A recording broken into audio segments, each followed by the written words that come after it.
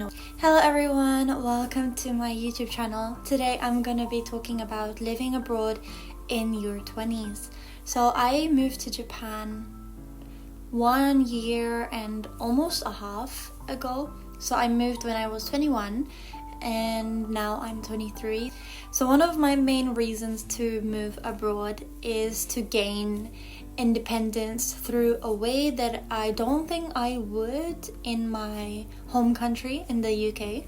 Living abroad has been so challenging and so rewarding at the same time, and so many different experiences that I've managed to get just because of being here in this position now, which I'm really grateful for. So like I said, moving abroad brings so many responsibilities. You have to pay your own bills, you have to cook for yourself, buy your own grocery shopping, do literally everything alone.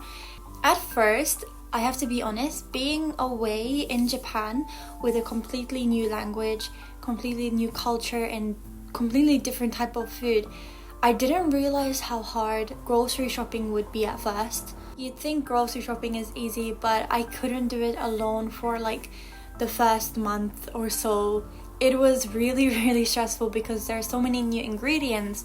I didn't know much about Japanese food, and I think because of these experiences I gained new skills like time management in regards to paying bills or overcoming challenges at the supermarket or anything like that with languages based or even just skill based, managing everything yourself. It was very eye-opening, and it is an experience that I'm very grateful for, because if I do move to another country, this is something that I definitely will pay more attention to.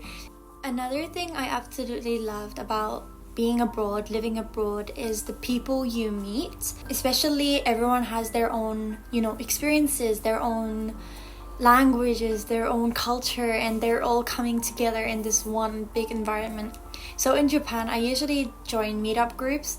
I just think it's a great way to meet people, expand, and it's so interesting to see how many people are here and what is their story, what are they doing here. It's really interesting to get that insight and to meet different stories. So being here, I've been able to meet many people from different places who speak very different languages and they have very different cultures, and seeing everyone come together in one spot and bond over different things has been so eye-opening.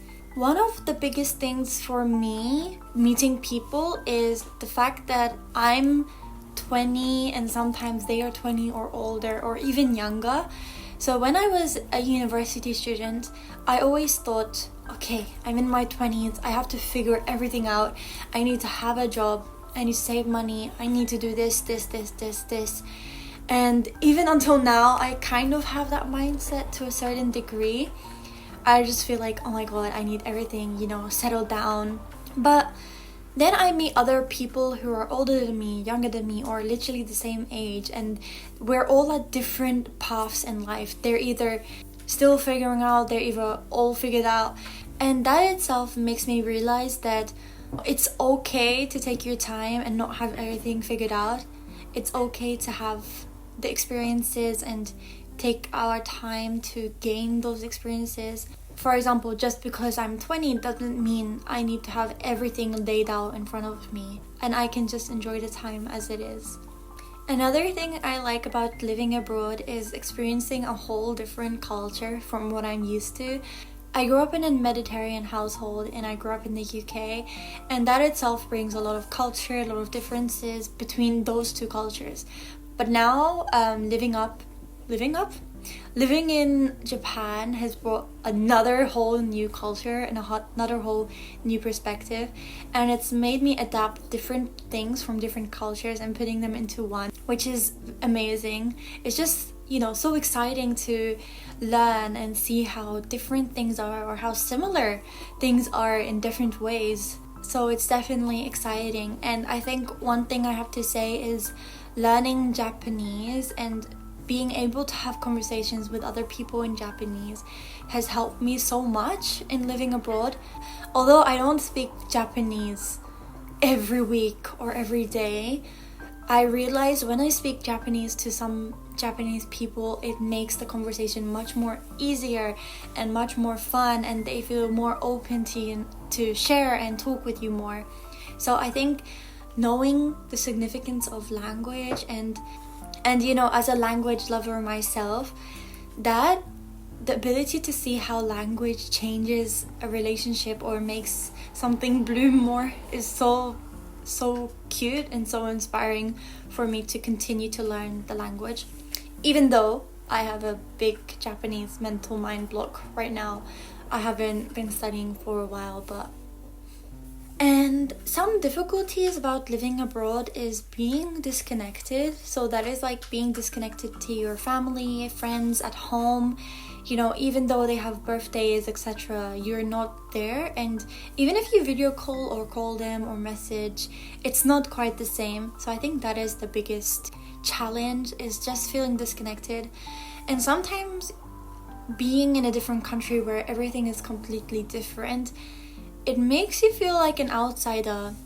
Even if you love your new life wherever you are, and even if it's so good to you, there is still the feeling of like, oh, I'm missing out. So sometimes when I have these thoughts, it is a little hard to leave the house to do something that I want to do, and it's very hard to push yourself out of that mental space just because it's an environment, it's surrounding you.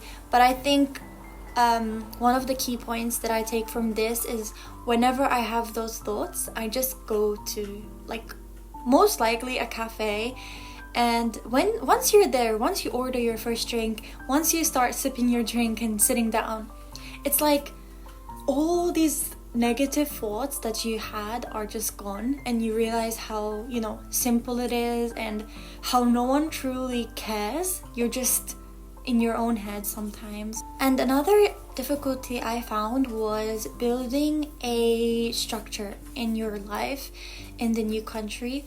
I think this is in general, not only if you live abroad, because I think we grew up from elementary school to secondary school and university studying for all of that time, and switching into a job, in regards to my situation working abroad, it's such a big shock how different things is. You have to find your job, you have to find your money, you have to be able to budget your money, and you have to be able to build a routine. I couldn't build a routine for a few months just because everything was completely new to me. Sometimes it was too overwhelming, but after a while, after you start living, I think you naturally build a routine, and this is how I want my day to go.